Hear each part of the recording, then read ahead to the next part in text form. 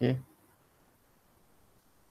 तर आपण last लेक्चरला chemical bonding topic सुरू केला होता, पण तुमचा स्ट्रक्चर ऑफ ॲटम आणि टॉपिक अजून कव्हर नाही झालाय, त्यामुळे आपण तो टॉपिक तुमचा नंतर घेऊ जेव्हा तुमचा स्ट्रक्चर ऑफ ॲटम संपेल. कारण ते क्लिअर झाल्याशिवाय, कन्सेप्ट क्लिअर झाल्याशिवाय तुम्हाला पुढचं कळणार नाही, त्यामुळे तो टॉपिक आधी होऊन दे. तोपर्यंत आपण 10th चॅप्टर सुरू करूया, state of matter, gaseous and liquid state. हा टॉपिक जो आहे तो आपण सुरू करूया. ओके, वॉइस क्लिअर आहे ना सगळ्यांना, येतोय ना? Okay,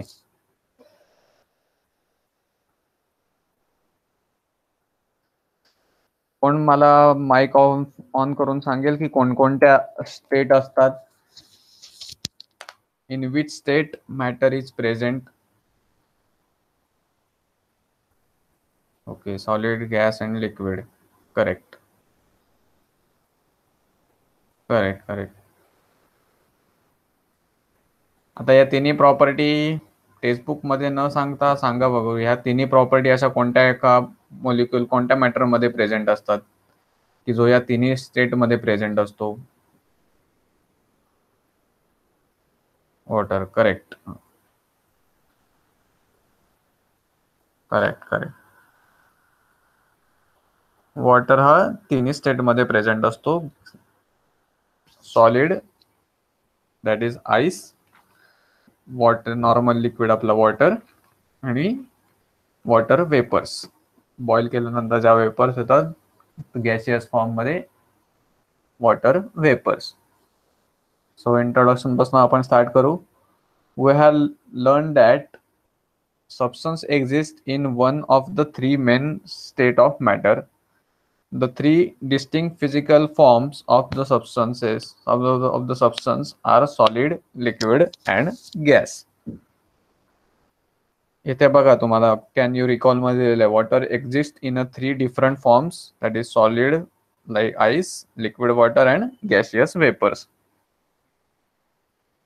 Key points of differentiation between the three state can be understood as given below. आता ह्याच्यासाठी तुम्हाला तिन्ही लिक्विड मध्ये काय काय डिफरन्स आहे, तिन्ही स्टेट ऑफ मॅटर्स मध्ये काय काय डिफरंट आहे ते तुम्हाला इकडे टेबल मध्ये टॅब्युलेट करून दिलेलं आहे, ते आपण बघू.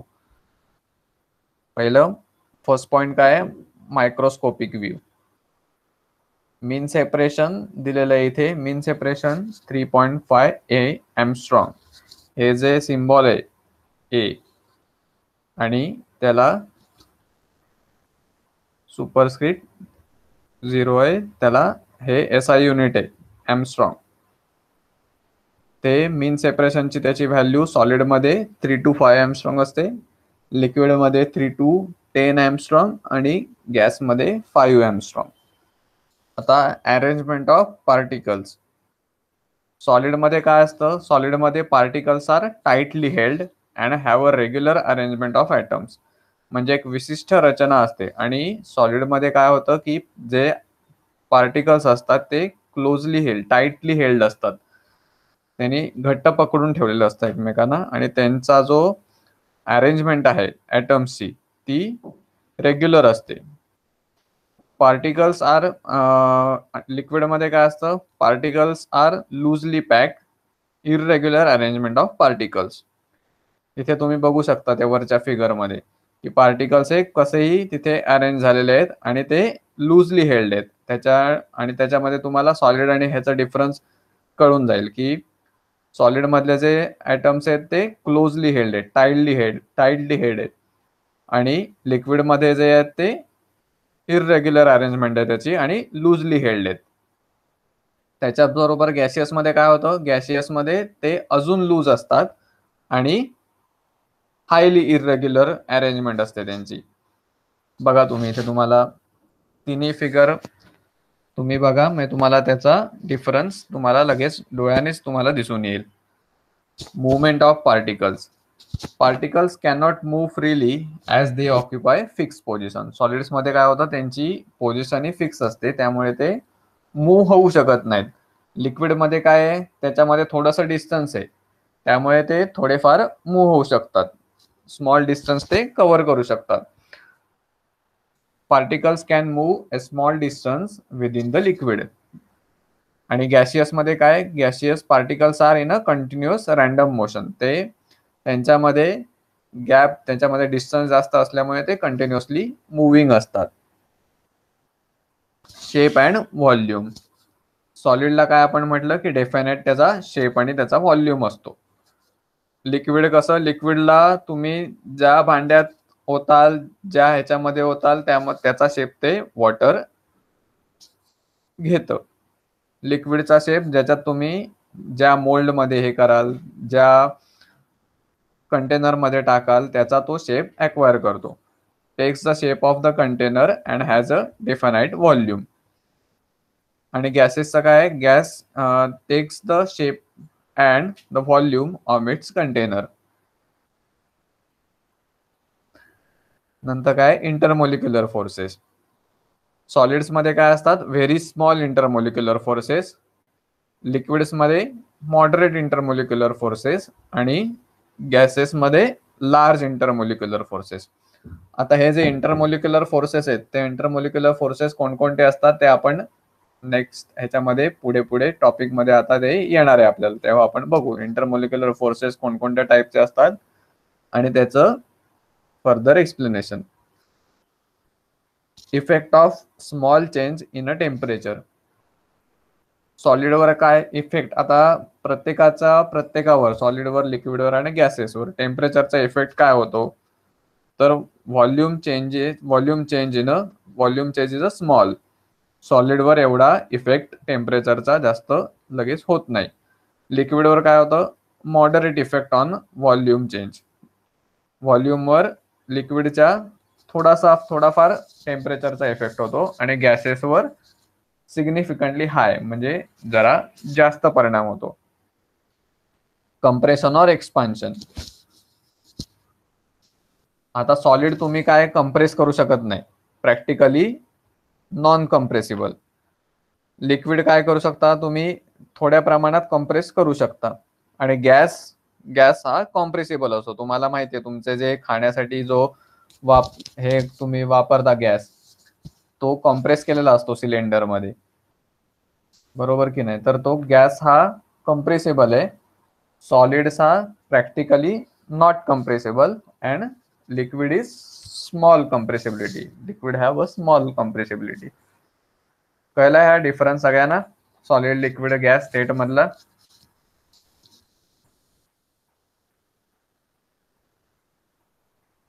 ओके.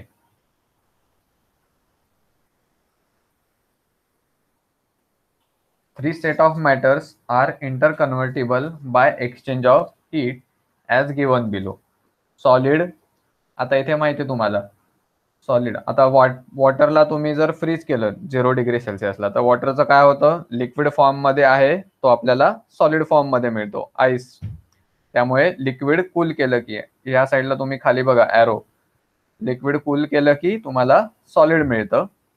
आणि लिक्विड हीट केलं की तुम्हाला, वॉटर जर तुम्ही हीट केलं तर त्याचा वॉटर वेपर्स तयार होतात, त्यामुळे ते गॅसियस फॉर्म मध्ये मिळतं तुम्हाला.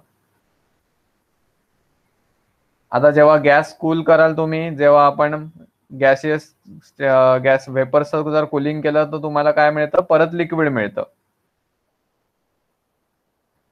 आणि आईसला जर तुम्ही हीट केलं तर काय, तुम्ही आता नॉर्मल 0° म्हणजे डिफ्रीजर मधनं आईस नॉर्मल तुमच्या टेम्परेचरला आणलात, काढून ठेवलात, तर थोड्या वेळाने काय व्हायला सुरुवात करतं, तर तुमचा जो बर्फ आहे तो वितळायला सुरुवात होते आणि तुम्हाला लिक्विड मिळतं. का, तर त्याला 0° मधनं तुम्ही जास्त टेम्परेचरला आणता, नॉर्मल रूम टेम्परेचर जे असेल त्याला आणता. त्यामुळे काय होतं, तर ते आईसचं कन्व्हर्जन लिक्विड मध्ये होतं, वॉटर मध्ये होतं परत. हे समजलं सगळ्यांना, कशा इंटर कन्व्हर्टेबल आहेत तिन्ही स्टेट.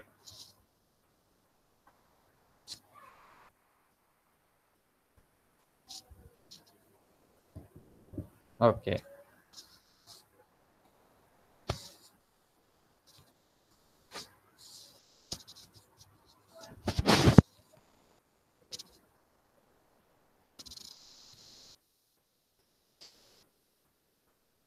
आता आपण नेक्स्ट बघू इंटरमोलिक्युलर फोर्सेस.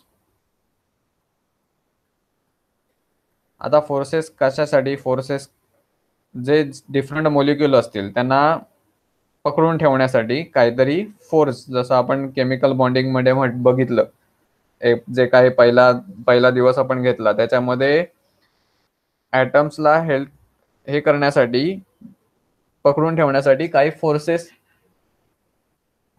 फोर्सेस लागतात. तर ते फोर्सेस आपण तसेच डिफरंट मोलिक्युल यांना एकमेकांना पकडून ठेवण्यासाठी काही इंटरमोलिक्युलर फोर्सेस अप्लाय होतात.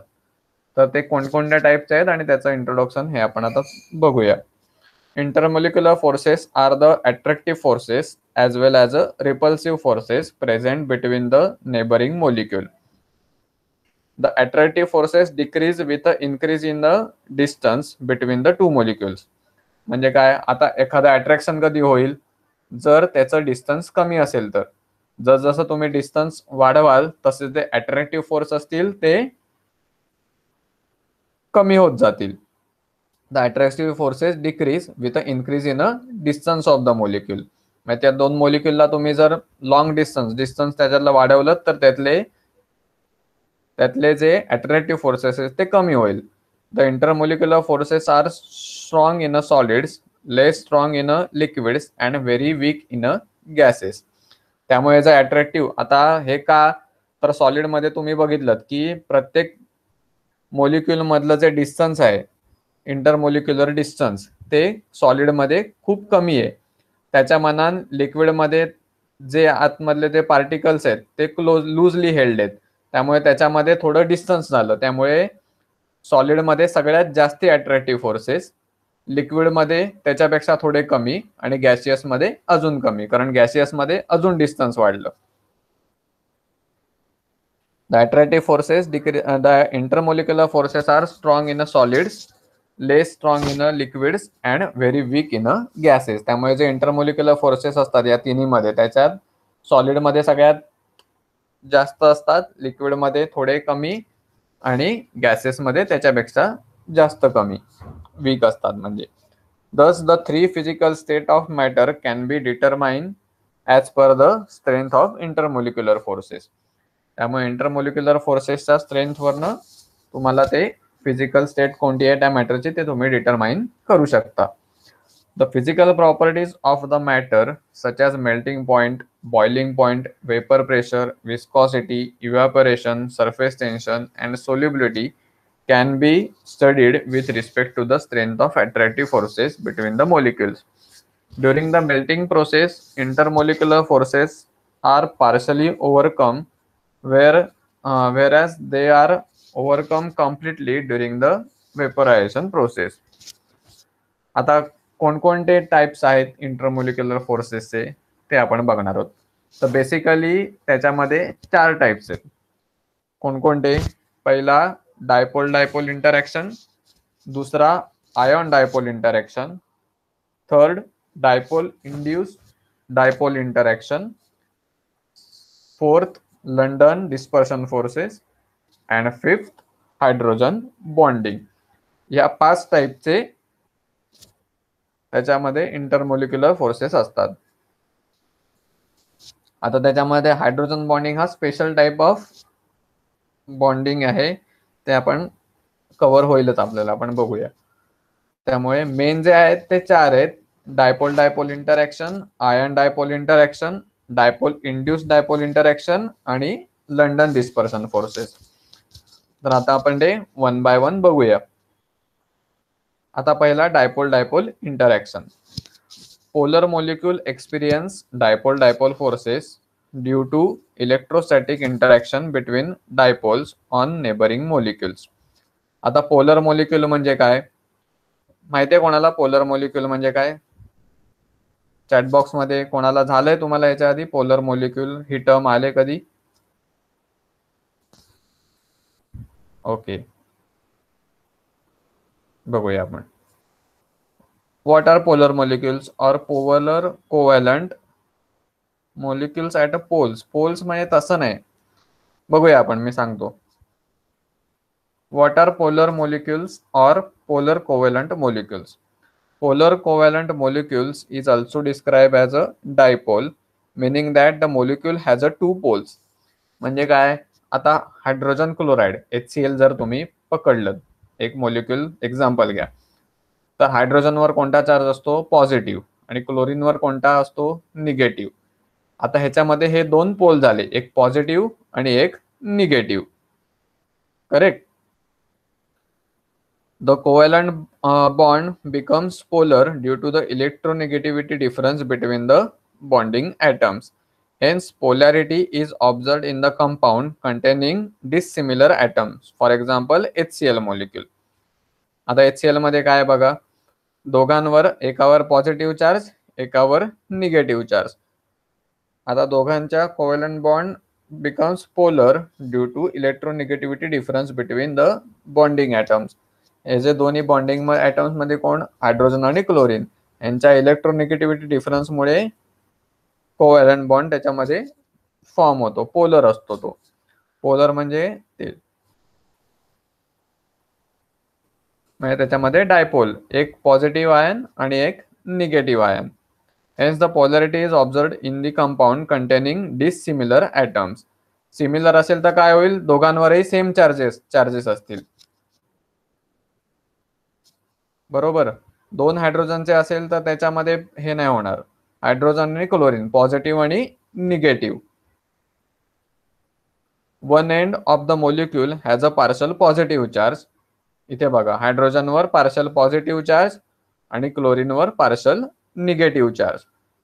One end of the molecule has a partial positive charge on hydrogen atom, while at the other end chlorine atom has a partial negative charge. आता हे कशाने डिनोट करतात चार्ज, तर delta, denoted by Greek letter delta. As a result of polarization, the molecule possesses the dipole moment. आता ह्या त्याच्या polarisation मुळे त्या मोलिक्यूल मध्ये डायपोल मोमेंट ही, त्या मोलिक्यूलला डायपोल मोमेंट असते.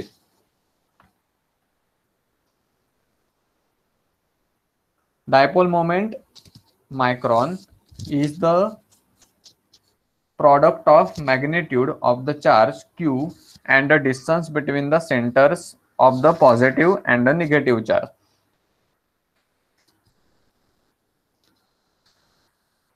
It is designated by the Greek letter micron. It is its unit is d. Dipole moment is a vector quantity and is depicted by the small arrow with a tail in the positive center and a head towards the negative center. म्हणजे काय, dipole moment ही कशी represent करतात, तर ही जी tail आहे म्हणजे end, या ॲरोची जी tail आहे ती पॉझिटिव्ह चार्ज ॲटमकडे, आणि त्याचा जो ॲरोचा जो हा पार्ट आहे तो negative. Dipole moment is a vector quantity and is depicted by a small arrow with a tail at a positive center. म्हणजे पॉझिटिव्ह सेंटर कडे त्याची टेल आणि निगेटिव्ह सेंटर कडे त्याची हेड. म्हणजे हा जो ॲरोचा पोर्शन आहे तो निगेटिव्ह सेंटरला आणि त्याची जी टेल आहे ती पॉझिटिव्ह सेंटरला, असं ह्याला डिनोट करतात.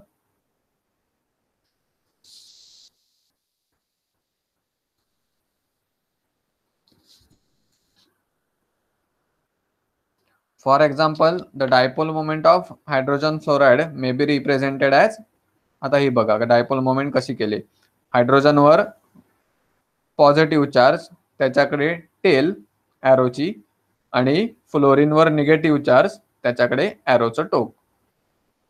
ॲरोचा जो डायरेक्शन आहे ती टेल हायड्रोजनकडे आणि ॲरो जो आहे तो फ्लोरीनकडे.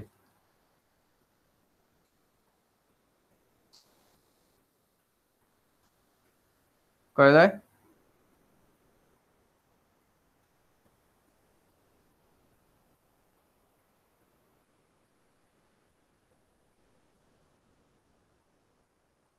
संकल्प, आर्या, समीर,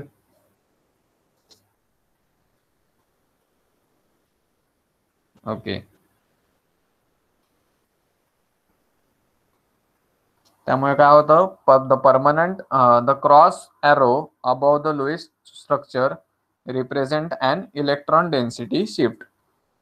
लुईस स्ट्रक्चर तुम्हाला लास्ट परुळेकर मॅडमनी आय थिंक सांगितलंय, बरोबर. लुईस स्ट्रक्चर कसं काढायचं.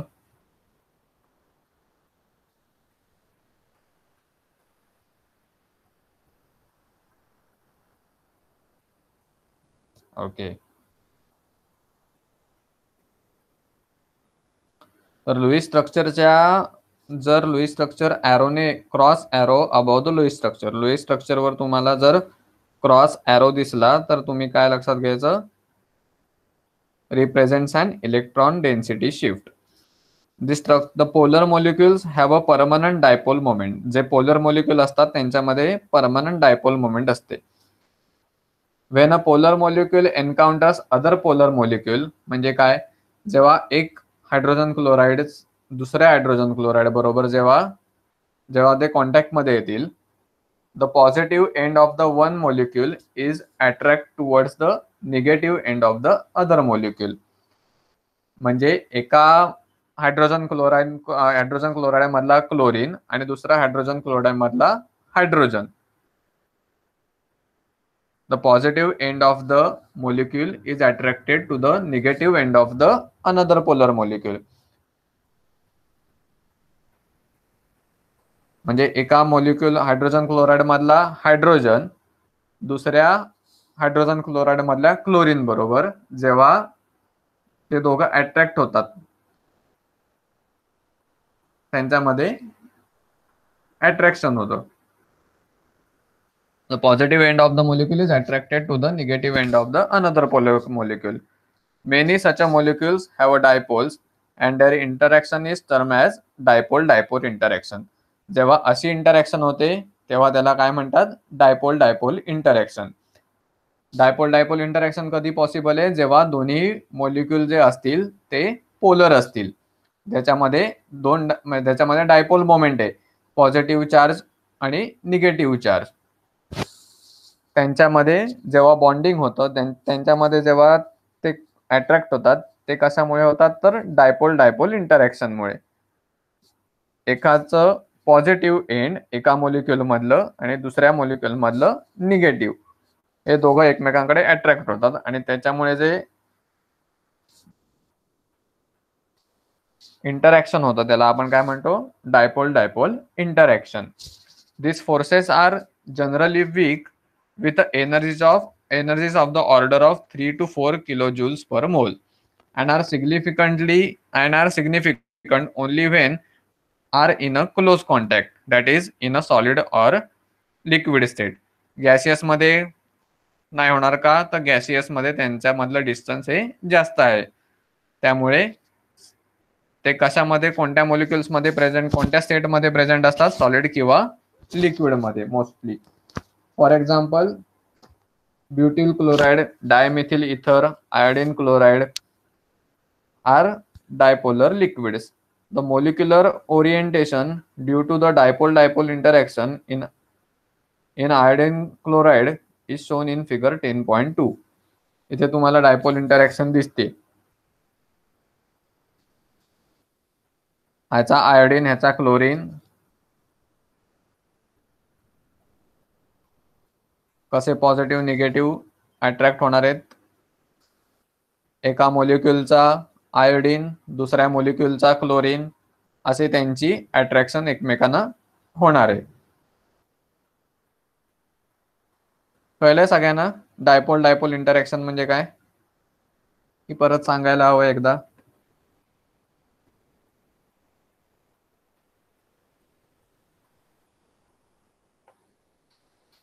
सूरज कळलंय, नाही कळलंय, नाही सांगायला नकोय म्हणून नो म्हणाला, की माइक ऑन करू शकतो, की काय कळलं नाही कोणता पॉइंट. Okay, clear, thank you.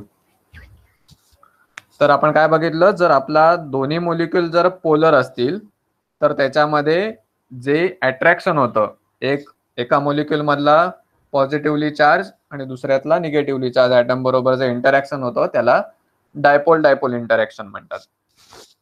आणि ते मोस्टली कोणत्या सेट मध्ये प्रेझेंट असतं, तर सॉलिड्स आणि liquids. If two same molecules म्हणण्यापेक्षा टू पोलर मोलिक्युल्स. सेम म्हणजे सेम हायड्रोजन फ्लोराईड असेल तरच नाही, आयोडीन फ्लोराईड असेल तर तिकडच्या मध्ये पण होऊ शकतं, पण दोन्ही मोलिक्युल पोलर पाहिजेत. त्याचं पण एक्झाम्पल येईल नंतर तुम्हाला दाखवतो मी.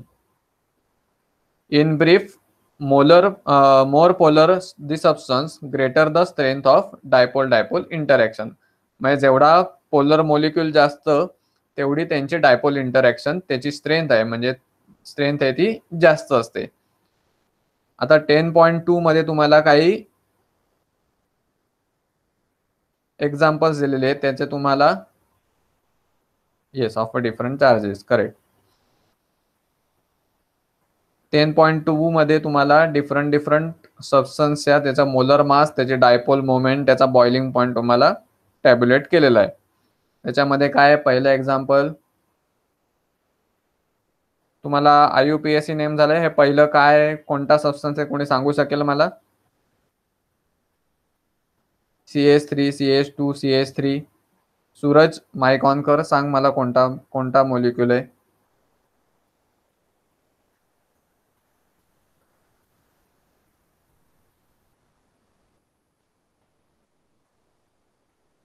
त्याचा क्लास कोणता आहे कोणी सांगू शकेल? Suraj. Correct Atharva, propane. Alkane आहे तो, प्रोपेन. 3 कार्बन ॲटम म्हणून त्याला प्रोपेन म्हणतात. तर प्रोपेनचा मोलर मास काय आहे? 44.10. त्याची डायपोल मोमेंट 0.1. हे तुम्ही टेबल थेरॉटिकल आहे, हे तुम्हाला याच्यावर असं जास्त प्रश्न वगैरे असा येणार नाही, पण एक माहित पाहिजे म्हणून टेबल हे लक्षात ठेवा. दुसरं काय? मिथॉक्सी, मिथेन, मिथिल इथर, डायमिथिल इथर पण म्हणतात. हा याचा क्लास इथर आहे, इथर मध्ये येतं. त्याचं 46.07. त्याची डायपोल मोमेंट आहे 1.3 आणि बॉइलिंग पॉइंट 248 केल्विन. तिसरं आहे क्लोरोमिथेन, CH3Cl. त्याचा मोलर मास आहे 50.49, डायपोल मोमेंट 1.9 आणि बॉइलिंग पॉइंट 249 केल्विन. आणि लास्ट जे आहे हे काय आहे कोण सांगू शकेल? CN म्हणजे काय? संकल्प.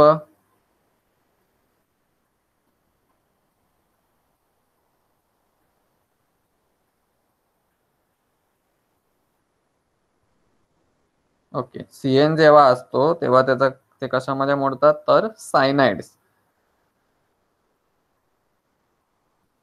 आता हे मिथिल सायनाइड आहे, त्यालाच आपण ऍसिटोनायट्राइल एक केमिकल आहे, ते आपण बऱ्याचशा क्रोमॅटोग्राफिक टेक्निक्स मध्ये वापरतात. फार्मामध्ये ऍसिटोनायट्राइलचा भरपूर वापर होतो. क्रोमॅटोग्राफिक सेक्रेशन मध्ये ऍसिटोनायट्राइल बरेच वेळा वापरतात मोबाईल फेज म्हणून.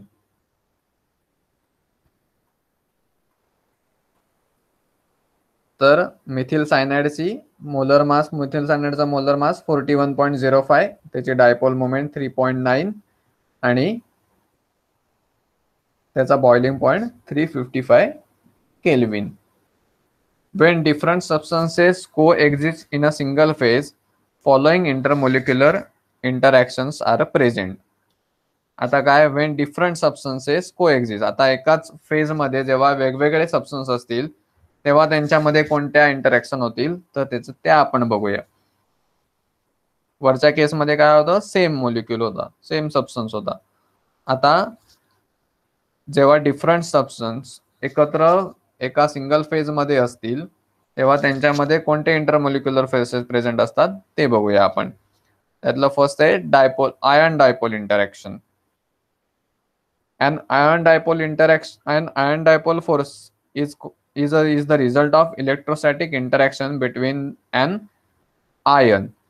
आयन मधल्या इंटरॅक्शनने जो इलेक्ट्रोस्टॅटिक इंटरॅक्शन होतं त्याला आपण आयन डायपोल फोर्स असं म्हणतो. and the partial charge on a polar molecule. The strength of this interaction depends on the charge and the size of the ion. It also depends on the magnitude of the dipole moment and size of the molecule. आता जे कॅटायन्स आणि ऍनायन्स असतात त्यांच्यामध्ये जे interaction होतात त्याच्यामुळे जे forces तयार होतात त्याला आपण आयन डायपोल फोर्सेस म्हणतो. आणि त्याची स्ट्रेंथ कशावर डिपेंड असते तर त्याच्या साईज चार्ज, त्या आयनवर चार्ज कोणता आहे आणि त्याचा साईज किती आहे त्याच्यावर, आणि नुसताच आयनवर नाही तर त्या मोलिक्युलच्या साईजवर पण त्याची स्ट्रेंथ डिपेंड असते. Ion dipole forces are particularly important in aqueous solution.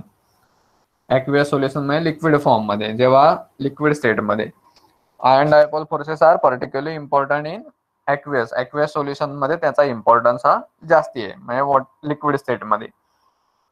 Substances such as sodium chloride NaCl, when an ionic compound sodium chloride is dissolved in a water, जेव्हा आपण सोडियम क्लोराईड डिझॉल्व करतो water मध्ये तेव्हा काय होतं तर Na+ आणि Cl- हे त्याच्यामधनं सेपरेट होतात.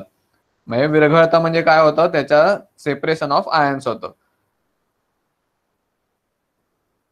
Na+ आणि Cl- हे वेगवेगळे होतात त्याच्यामध्ये. वॉटर मध्ये डिझॉल्व होतं म्हणजे काय होतं सेपरेशन होतं.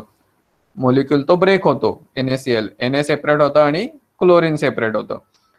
It gets the ion gets separated and surrounded by the water molecules. आता वॉटरचं स्ट्रक्चर काय H2O वॉटरचा फॉर्म्युला, आणि NaCl चा काय सॉरी सोडियम क्लोराईडचा काय NaCl. तर ह्याच्यामध्ये वॉटर मोलिक्युल आणि सोडियम आयन आणि क्लोरीन आयन म्हणजे हायड्रोजन प्लस आणि ऑक्सिजन मायनस ह्यांचं म्हणजे वॉटरच्या बरोबर त्याचं NaClचं त्याच्यामध्ये attraction होतं. When the ionic compound sodium chloride is dissolved in a water, the ions get separated and surrounded by the water molecule. Na आणि Cl जे सेपरेट होतात ते कशाने सराउंड होतात वॉटर मोलिक्युलने, H2O ने सराउंड होतात, which is called as a hydration of sodium ions. त्याला काय म्हणतात hydration of sodium ions. Cations are smaller in a size than the isoelectronic anions. The charge density on a cation is more concentrated than anion. This makes the interaction between sodium and the negative end of the polar water molecule stronger than the corresponding interaction between chlorine and positive end of the polar water molecule. आता ह्याच्यामध्ये काय होतं कॅटायन्सचा size लहान आहे. Cations are smaller in a size than isoelectric anions पेक्षा, आणि जो cation वरचा चार्ज आहे तो मोर कॉन्सन्ट्रेटेड आहे ऍनायन पेक्षा. त्यामुळे काय होतं this makes the interaction between sodium आणि negative end of the polar water molecule. Negative end म्हणजे कोणतं ऑक्सिजनच्या इथे. त्याच्यामध्ये काय होतं स्ट्रॉंगर दॅन, तो स्ट्रॉंग असते, ती इंटरॅक्शन स्ट्रॉंग असते कशापेक्षा corresponding interaction between chlorine and positive end of the polar water molecule. More the charge on cation stronger is the ion dipole interaction. म्हणजे हे का तर वरती तुम्ही बघितलं की सोडियम वर चार्ज कॉन्सन्ट्रेटेड मोर कॉन्सन्ट्रेटेड आहे सोडियम वरचा चार्ज, त्यामुळे त्याच्यामधली आयन डायपोल इंटरॅक्शन ही जास्त असते. For example Mg2+ ion has a higher charge than and a smaller ionic radius 78 pm than Na+, that is Na+ ion. आता Na वर single positive charge आहे आणि magnesium वर 2 positive charge आहे, त्याच्यामुळे ह्याच्यावर चार्ज डेन्सिटी जास्त आहे. त्यामुळे मॅग्नेशियम मधला फोर्स जो असेल मॅग्नेशियम बरोबर वॉटर मोलिक्युलचा तो जास्त स्ट्रॉंग असेल, ती इंटरॅक्शन जास्त स्ट्रॉंग असेल. Hence Mg2+ ion is surrounded by is surrounded more strongly with a water molecule and exerts strong ion dipole interaction. त्यामुळे त्याच्यामधलं मॅग्नेशियमचं जे इंटरॅक्शन असेल हायड्रोजन वॉटर मोलिक्यूल मधल्या निगेटिव्ह एंडशी ते जास्त असेल, स्ट्रॉंग असेल दॅन सोडियम. का तर सोडियम एकच सिंगल पॉझिटिव्ह चार्ज आहे आणि मॅग्नेशियमवर 2 पॉझिटिव्ह चार्ज आहे. त्याच्यावरचं हायर चार्ज असल्यामुळे त्याच्यामध्ये इंटरॅक्शन ही जास्त प्रमाणात असणार आहे, स्ट्रॉंग असणार आहे. कळतंय सगळ्यांना?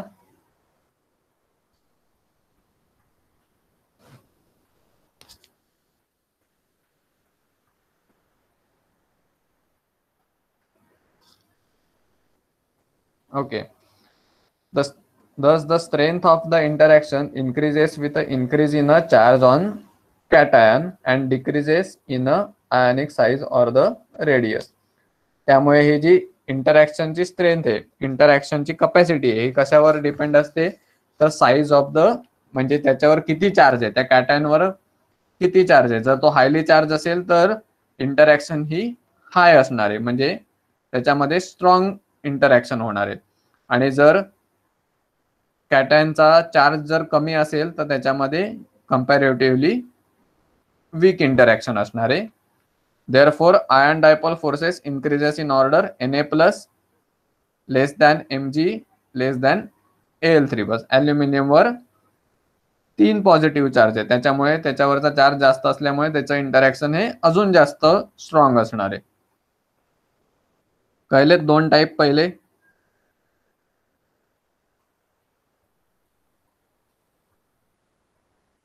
डायपोल डायपोल इंटरॅक्शन आणि ion dipole interaction.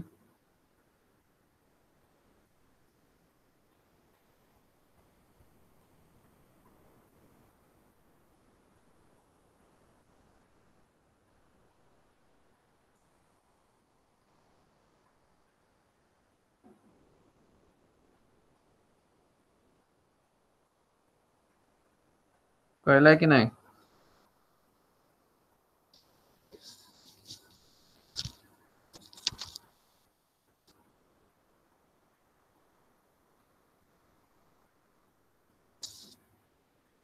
Suraj mic on करून सांग. डायपोल डायपोल इंटरॅक्शन मध्ये काय होतं, कोणत्या मॉलिक्युल्स मध्ये, त्याच्यासाठी कंडिशन कोणत्या मॉलिक्युल्स मध्ये प्रेझेंट असते डायपोल डायपोल इंटरॅक्शन?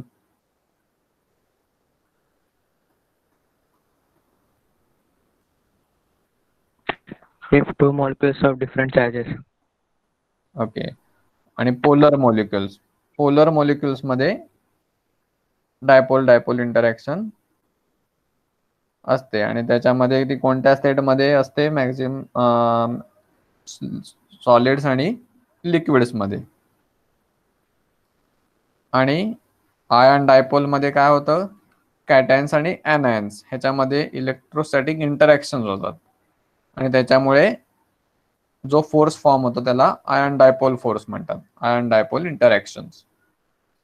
आणि ती कशावर डिपेंड असते तर साईज ऑफ द कॅटायन्स, त्याचा कॅटायन्सच्या चार्ज कोणता आहे, सॉरी साईज नाही, कॅटायन्सच्या चार्जवर किती हायली चार्ज असेल तेवढी त्याची इंटरॅक्शन ही आयन डायपोल इंटरॅक्शन ही जास्त असणार आहे आणि जेवढा कमी चार्ज तेवढी कमी.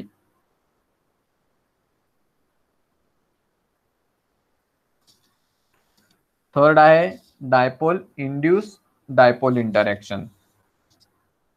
When a polar molecules like a water and NH3 and non-polar molecules like a benzene approach each other. आता पहिल्या केसमध्ये कसं होतं, दोन्ही मॉलिक्युल हे पोलर होते, त्याच्यामध्ये इंटरॅक्शन होताना त्याच्यामध्ये कोणते फोर्स होतात तर डायपोल डायपोल इंटरॅक्शन होतात आणि आयन डायपोल इंटरॅक्शन होतात. आता जेव्हा एक मॉलिक्यूल पोलर असेल आणि दुसरा मॉलिक्यूल नॉन पोलर असेल त्याच्यामध्ये तर ते कसे अप्रोच होतात एकमेकांना तर when polar molecules like water or ammonia and non polar molecules like a benzene approach each other, the polar molecule induce dipole in the non polar molecule. जो polar molecule आहे तो नॉन पोलर मॉलिक्यूल मध्ये dipole induce करतो. Hence, temporary dipoles are formed by shifting of electron clouds in a non-polar molecule. म्हणजे जो electron cloud असतो तो temporary पहिले डायपोल फॉर्म होतात आणि जो इलेक्ट्रॉन क्लाउड असतो तो नॉन पोलर मॉलिक्युलवर शिफ्ट होतो. For example, ammonia NH3 is a polar and has a permanent dipole moment, while benzene C6H6 is a non-polar and has a zero dipole moment. तो non polar आहे त्याच्यामध्ये, त्यामुळे त्याची dipole moment ही 0 असते. The forces of attraction develops between the polar and the non-polar molecule is of type dipole-induced dipole interaction. It can be seen in figure 10.2 in the following manner.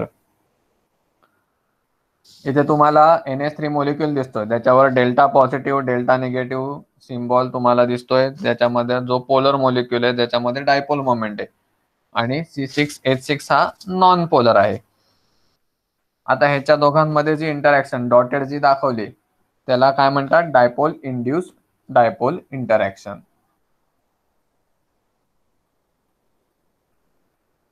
जेव्हा एक polar molecule आणि दुसरा non polar molecule ह्याच्यामध्ये जेव्हा interaction होते तेव्हा त्याला dipole induce dipole interaction म्हणतात.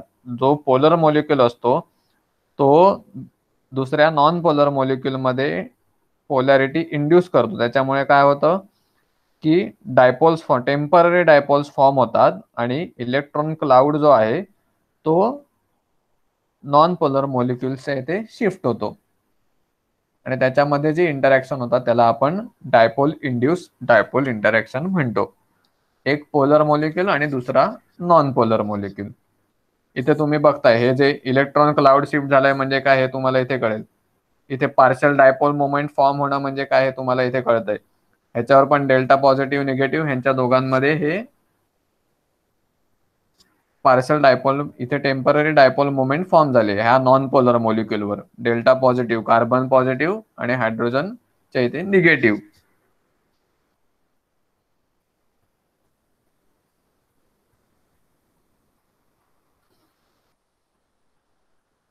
तर हा होता थर्ड टाइप. फोर्थ आहे London dispersion forces. The study of intermolecular forces present among the non-polar or the individual atom of the noble gas is very interesting. आता जेव्हा दोन्ही मॉलिक्युल्स नॉन पोलर असतील किंवा गॅशियस ॲटम्स मध्ये जेव्हा interaction होतात, for example benzene has zero dipole moment and experience no dipole forces yet exists in a liquid state. आता त्यांच्यामध्ये कोणतेही डायपोल मोमेंट नाहीये तरी पण तो लिक्विड फॉर्म मध्ये. In case of non polar molecules and inert gases only dispersion forces exist. ते इथे स्पेलिंग मिस्टेक झाले, हे डिस्पर्शन फोर्स आहे. Dispersion forces are also called as a London forces due to an idea to momentary dipole which was proposed by German physicist Fritz London in 1930. ह्याच्यामध्ये पण काय होतं, momentary dipole form होते आणि ते कोणी हे केलं तर थेअरी प्रपोज कोणी केली तर फ्रिट्स लंडन, त्यामुळे त्याला लंडन फोर्सेस पण म्हणतात.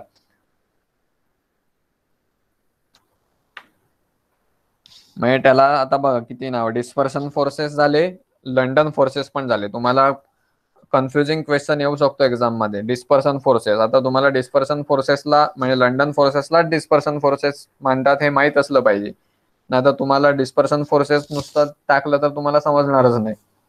त्यामुळे ह्या टर्म तुम्हाला लक्षात ठेवायला लागतील की डिस्पर्शन फोर्सेस म्हणजेच लंडन फोर्सेस. आणि त्याला अजून एक नाव आहे, this forces are also called as a Van der Waals forces. Van der Waals forces. It is the weakest intermolecular force that develops due to the interaction between two non-polar molecules. दोन non-polar मॉलिक्युल्सच्या त्यांच्या ज्या interaction मुळे जो force develop होतो त्याला van वाल forces, dispersion forces किंवा London dispersion forces असं म्हणतात. आणि तो सगळ्यात वीक इंटरॅक्शन आहे, ते सगळ्यात weakest intermolecular force. that develops due to the interaction between two non-polar molecules. In general, all atoms and molecules experience London dispersion forces, which results from the motion of electrons. इलेक्ट्रॉन्सची जी motion होते, आता solid state मध्ये तर ती motion एकदम कमी असते, पण लिक्विड आणि गॅसियस मध्ये गॅसियस मध्ये ती मोमेंट जास्त असते. त्याच्यामुळे जे प्रत्येक मोलिक्यूल मध्ये हे डिस्पर्शन फोर्स किंवा लंडन फोर्स किंवा वँडरवॉल फोर्स हे फॉर्म होतात. का तर त्यांची जी मोमेंट होत असते त्याच्या इलेक्ट्रॉन्सची जी मोमेंट होत असते त्याच्यामुळे. At any given instance of time the electron distribution in an atom may be asymmetrical, giving the atom a short-lived dipole moment. त्यामुळे त्याला जेव्हा डिस्ट्रीब्युशन होत असतं इलेक्ट्रॉनचं तेव्हा त्याच्यामध्ये शॉर्ट डायपोल मोमेंट फॉर्म होते. This momentary dipole on one atom can affect the electron distribution in the neighbouring atoms and induce momentary dipoles in them. आता एका ॲटम वरती इकडच्या जो डायपोल फॉर्म झाला आहे त्याच्यामुळे काय होतं, त्याचा नेबरिंग जो मॉलिक्यूल आहे, नेबरिंग ॲटम आहे, त्याच्यामध्ये मोमेंटरी डायपोल्स फॉर्म होतात. As a result weak attraction forces develop. त्यामुळे काय होतं, वीक अट्रॅक्शन फोर्सेस डेव्हलप होतात, तेच लंडन फोर्सेस किंवा Van der Waal forces. For example, substances composed of molecules such as oxygen, CO2, carbon dioxide, nitrogen, halogen, methane gas, helium, and other noble gases shows van der Waals forces of attraction. The strength of London forces increases with increase in a molecular size, molecular mass, and number of electrons present in an atom or the molecule. van der Waals forces हे increase कशामुळे होतात, तर molecular size मध्ये जर increase झालं, molecular mass जर जसं वाढत जाईल, किंवा number of electrons present in the atom or the molecule. जेवढे नंबर ऑफ इलेक्ट्रॉन्स किंवा मॉलिक्युल्स जास्त तेवढे लंडन फोर्सेसची स्ट्रेंथ जास्त. London force strength, the strength of the London forces increases with an increase in molecular size, molecular mass, and number of electrons in an atom or molecule.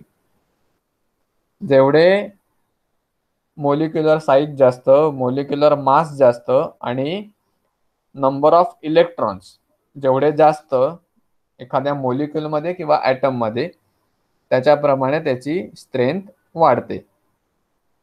जर molecular मास कमी किंवा molecular size कमी, त्याची strength त्या London फोर्समध्ये कमी.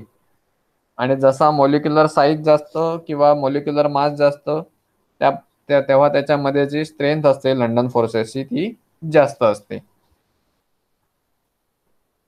When two non-polar molecules approach each other, attractive and repulsive forces between the electrons and the nuclei will lead to the distortion in the size of the electron cloud, a property referred as a polarizability.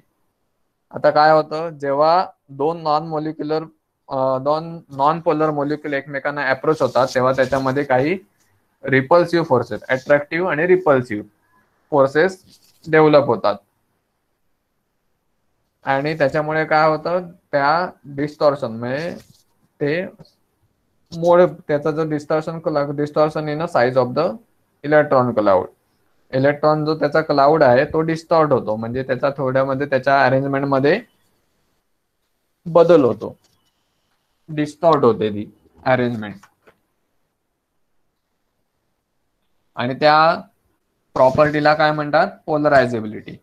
Polarizability is a measure of how easily an electron cloud of an atom is distorted by applying electric field.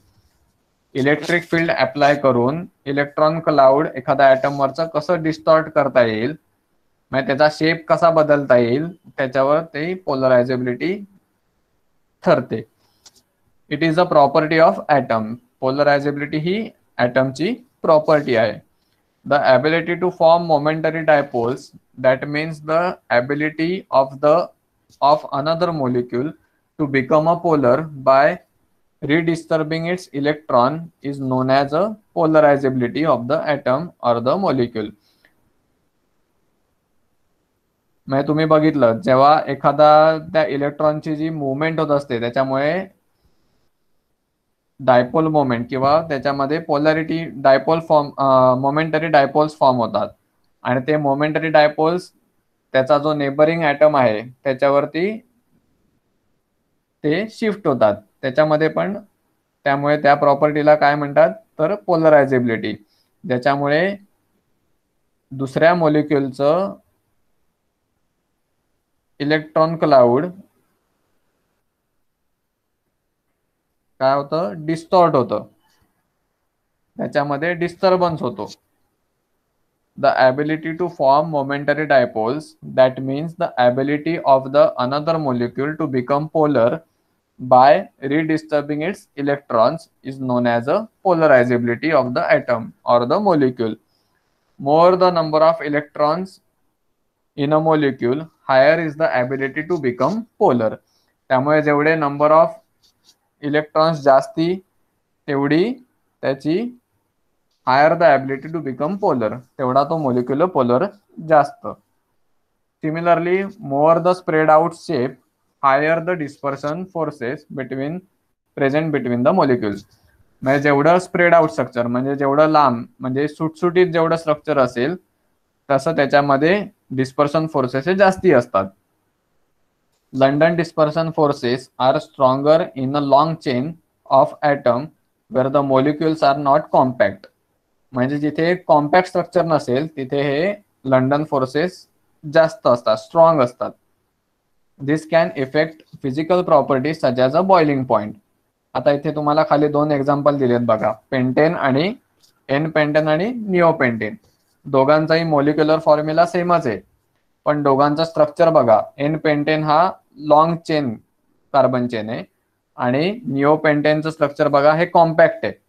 त्यामुळे ही long chain ज्याच्यामध्ये सुटसुटीत रचना आहे त्याच्यामध्ये London forces हे strong असतात आणि ज्याच्यामध्ये compact structure आहे त्याच्यामध्ये लंडन फोर्सेस हे वीक असतात. आणि त्याचा परिणाम काय होतो तर त्यांच्या फिजिकल प्रॉपर्टीजवर, बॉइलिंग पॉईंटवर होतो.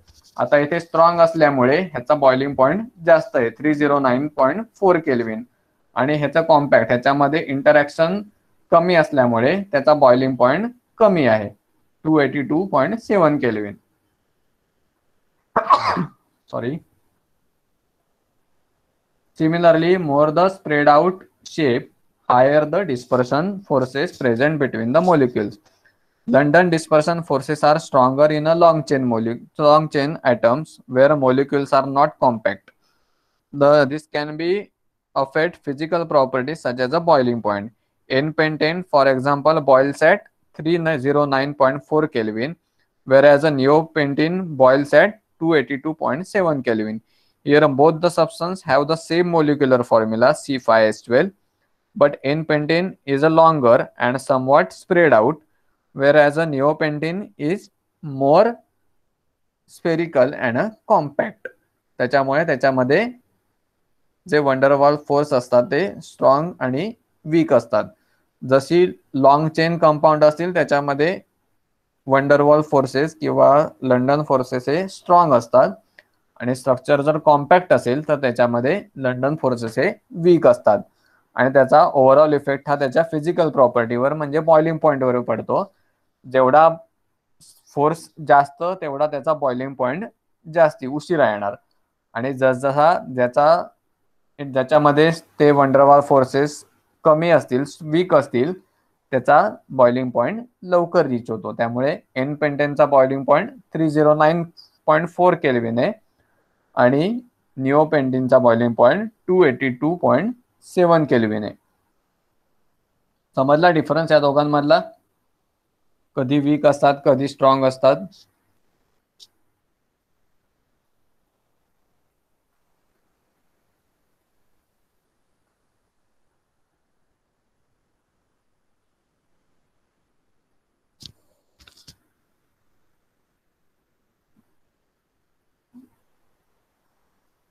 ओके, समीर एकट्याचाच मेसेज आलाय कळलं म्हणून. येस. सूरज, आर्या, संकल्प,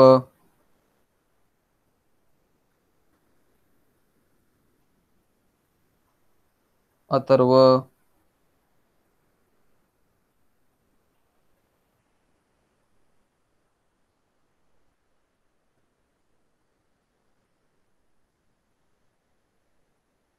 ओके,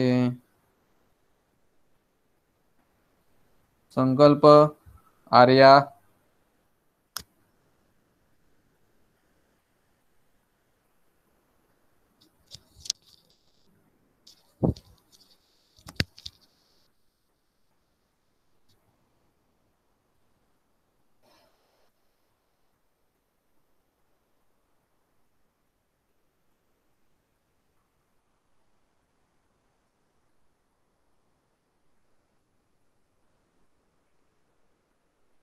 ओके, कोणाचा रिप्लाय येत नाही काय?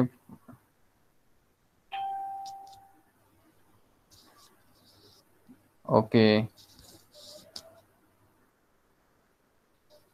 तुम्हाला जर कधी ऐकू येत नसेल किंवा काही नेटवर्कचा इश्यू असेल तर मला लेक्चरच्या वेळीच सांगत जा, म्हणजे आपल्याला काय आयदर लेक्चर पोस्टपोन करता येईल.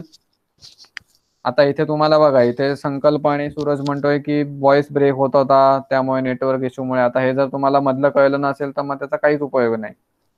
त्यामुळे जर तुम्हाला असा कधी नेटवर्कचा इश्यू येत असेल तर लेक्चरला वेळीच सांगा, म्हणजे आपल्याला काहीतरी ऍक्शन घेता येईल. ओके, आज आपण इथेच थांबूया. नेक्स्ट हायड्रोजन बॉन्डिंग पासून आहे ते आपण नेक्स्ट लेक्चरला सुरू करू. ओके, मी एकदा नेक्स्ट लेक्चरच्या वेळी परत एकदा मागपासून एकदा परत सांगेन. ज्यांना व्हॉइस ब्रेकिंगमुळे प्रॉब्लेम येत होता त्यांच्यासाठी आपण नेक्स्ट लेक्चरला सुरुवातीला एक 10-15 मिनिटं रिव्हिजन घेऊ आणि नंतर मग पुढं पहिल्यापासून पुढच्या टॉपिक पासून सुरुवात करू. Okay, good night, bye.